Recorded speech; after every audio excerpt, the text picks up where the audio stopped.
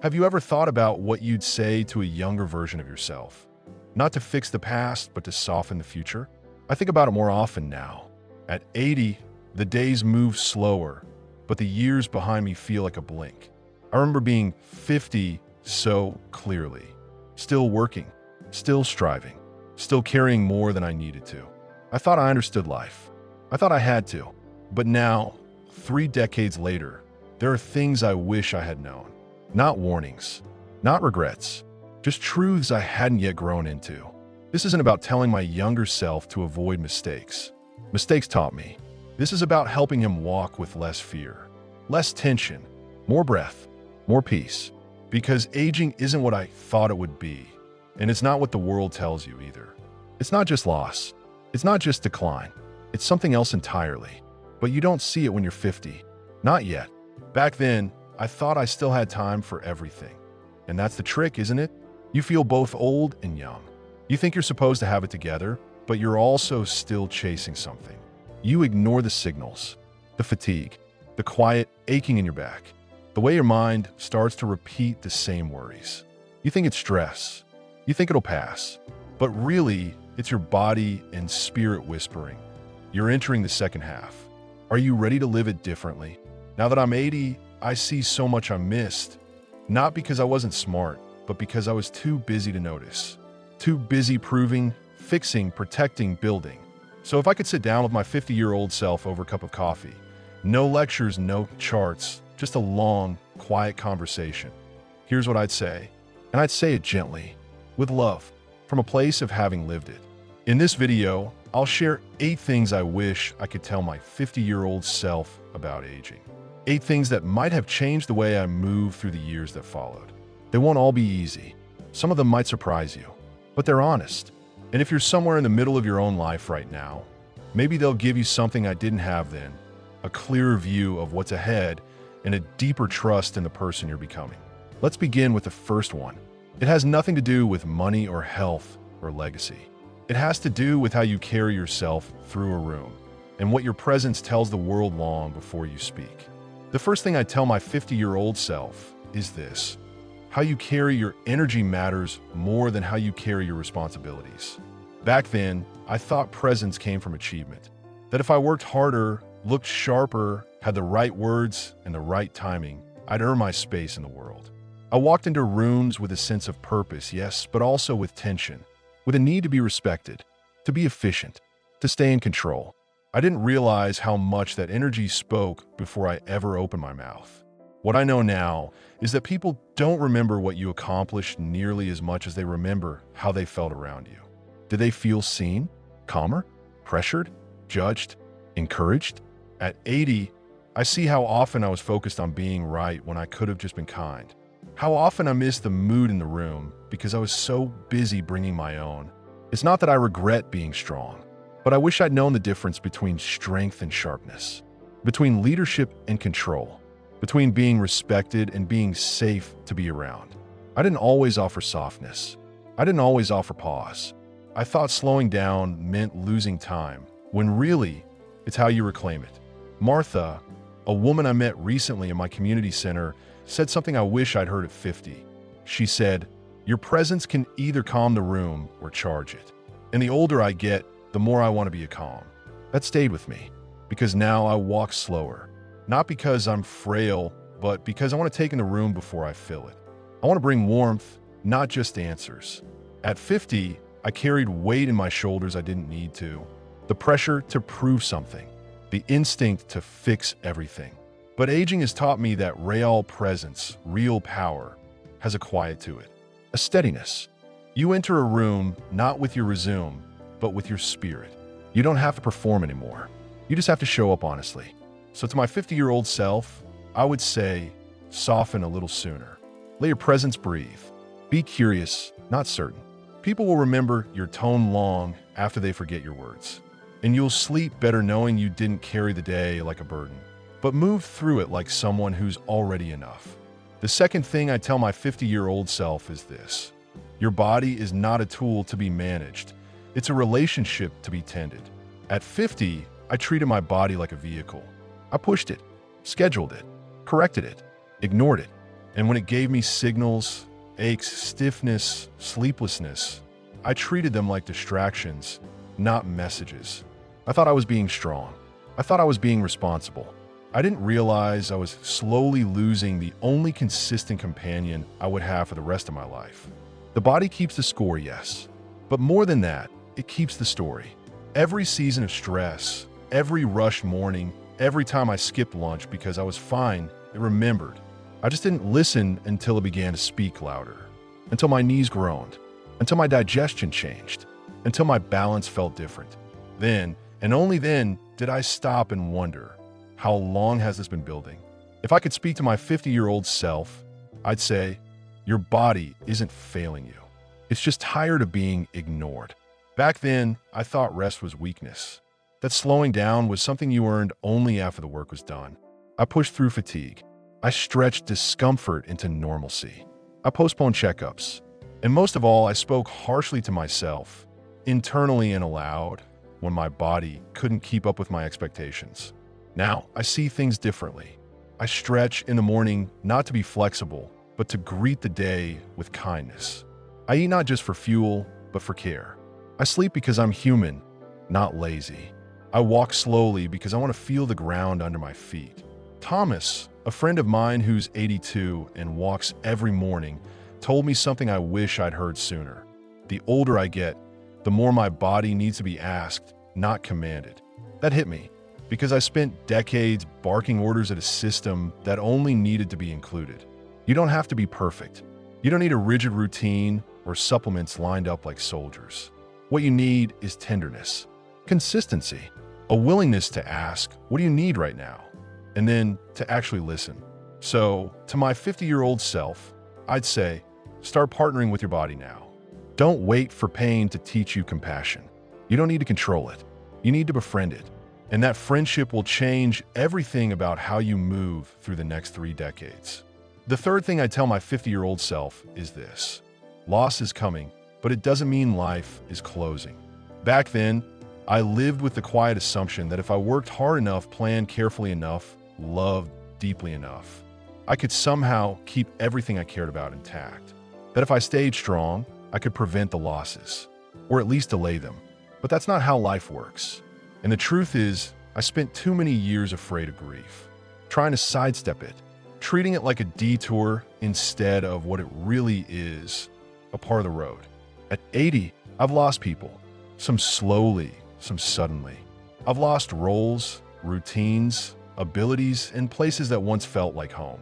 And each time, it felt like the world asked me, will you close now? Will you give in? And I'll admit, some days I wanted to. Some days, the ache of missing what was pulled harder than the beauty of what still is. But here's what I wish I'd known at 50. Loss doesn't end life. It reshapes it. And if you let it, grief can make you softer. It can expand your capacity to love, to notice, to feel joy in places you never looked before. I used to fear sadness. I thought if I let it in, it would take over. But what I've learned is that sadness doesn't stay forever unless you fight it. Eleanor, a friend I met after both of us had lost our spouses, told me once, grief doesn't ask for a solution. It asks for a witness. That changed how I held my own pain. I stopped trying to fix it. I stopped apologizing for it. I started giving it space. A seat at the table, a walk in the park, a line in my journal that simply said, today I miss you. To my 50-year-old self, I'd say this, you don't need to be afraid of what's coming. You'll survive it. You'll even grow inside of it. Don't brace for every goodbye. Instead, love deeper now. Say the words now. Make memories that will carry you through. And trust that when loss comes, you won't be alone with it. You'll be surrounded by everything you've built. Every kindness, every presence, every person who remembers what you gave them. Grief is not the end of you. It's the beginning of a different version of you. Quieter, maybe, but more honest, more awake, and infinitely more human. The fourth thing I tell my 50-year-old self is this. You don't have to do everything to matter. And more than that, you never did. At 50, I was still chasing usefulness like it was oxygen. Still measuring my worth in checked boxes and completed tasks. Still believing, somewhere deep in my bones, that being busy meant being valuable. I didn't know how to sit still without guilt. I didn't know how to rest without a reason. Looking back, I wasn't alone in that. Most people in their 50s are sandwiched between demands. Work is still pulling. Family needs still swirl around you. You're caring for parents, for children, sometimes both at once. And somewhere in the middle of all that, your own identity gets reduced to function. What can you do today? What can you fix? Who needs you? But now I see that all the best parts of me had nothing to do with efficiency. They had to do with presence, with how I looked someone in the eyes when they were speaking, with how I sat next to my wife when she was tired, with how I showed up for a friend, not to solve something, but just to be there. These were the moments that people remembered. And more importantly, they were the ones that fed me long after my titles and roles fell away. I used to think rest had to be earned. That joy was indulgent. That stillness was laziness. But aging teaches you something strange and beautiful.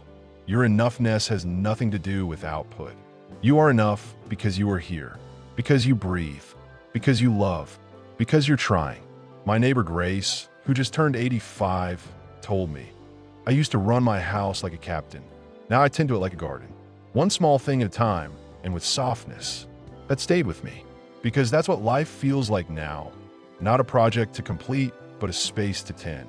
And I wish I'd started tending earlier. To my 50-year-old self, I'd say, let go of the pressure to prove. The world doesn't need a perfect version of you. It needs your attention, your calm, your unhurried presence. You won't be remembered for how much you got done. You'll be remembered for how people felt in your presence. And you'll remember yourself not for what you built, but for how deeply you allowed yourself to simply live. The fifth thing I'd tell my 50-year-old self is this. Your joy isn't a luxury, it's a necessity.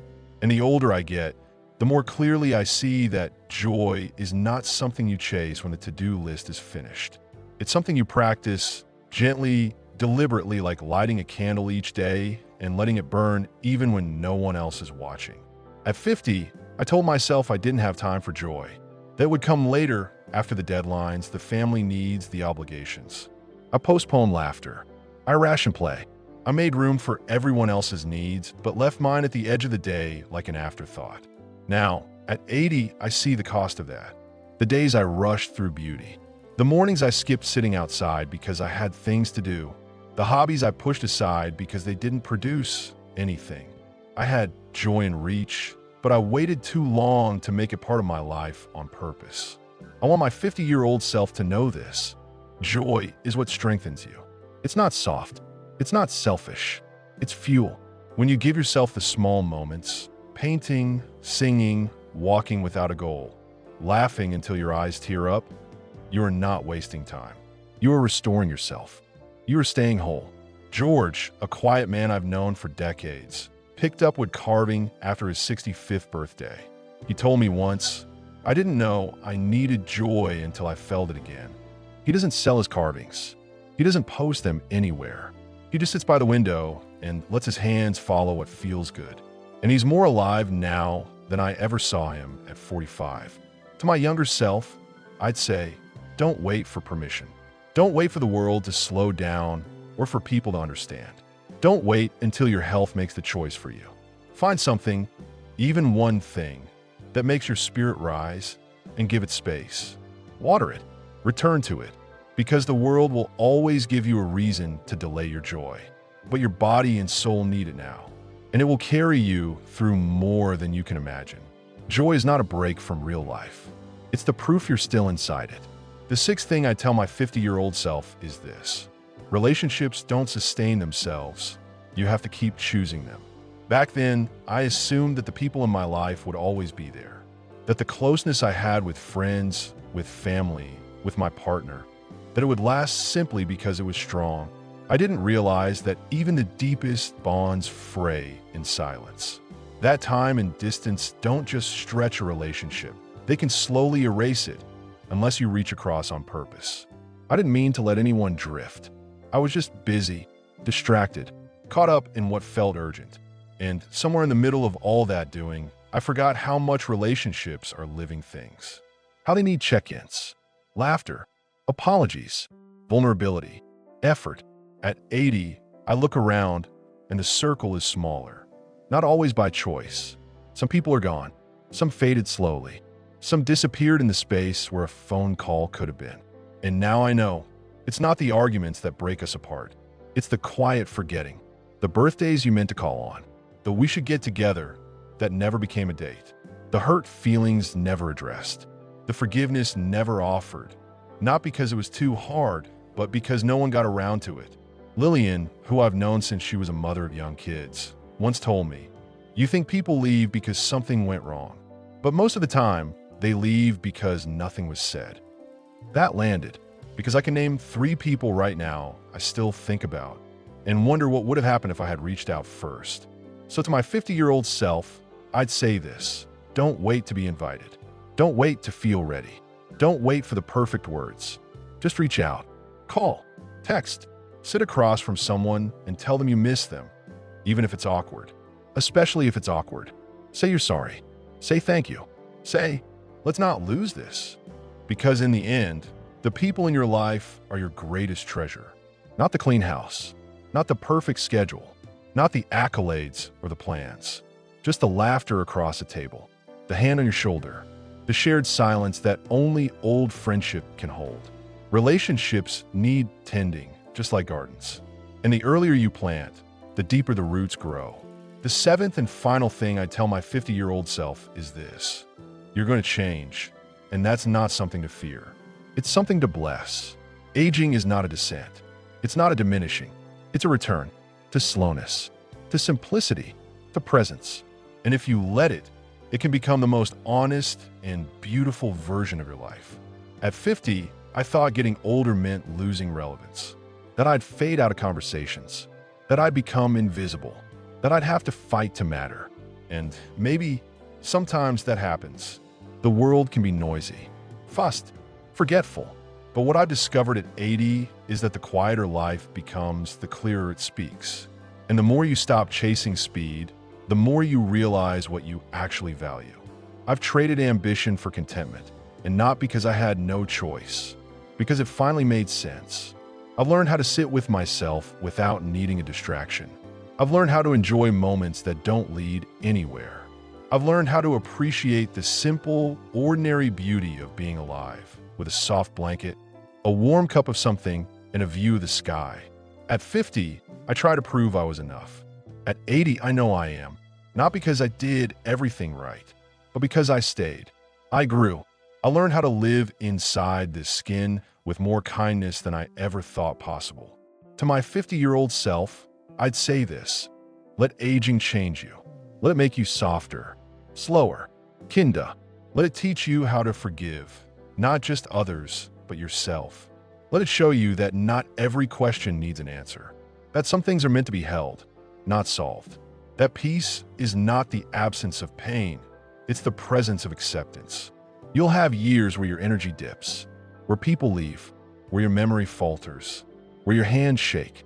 But you'll also have years where sunsets feel like scripture, where kindness moves you to tears, where you'll laugh at something so simple, you'll wonder why you ever chased anything more complicated. And you'll look in the mirror one day, not to judge, but to marvel that you made it, that you are still here, that after everything, life didn't shrink you. It grew you into someone more whole, more human, more deeply alive than you ever were at 50. If this video resonated with you, if even one of these thoughts stirred something inside you, don't keep it to yourself. Like the video, share it with someone who's in the middle of their own becoming. Subscribe to our channel for more reflections like these, real, honest, and grounded in the journey of growing older with grace. Thank you for being with us. Share your story in the comments. What would you say to your younger self? We'll read every word, and we'll walk forward together, 1 year, one insight, one breath at a time.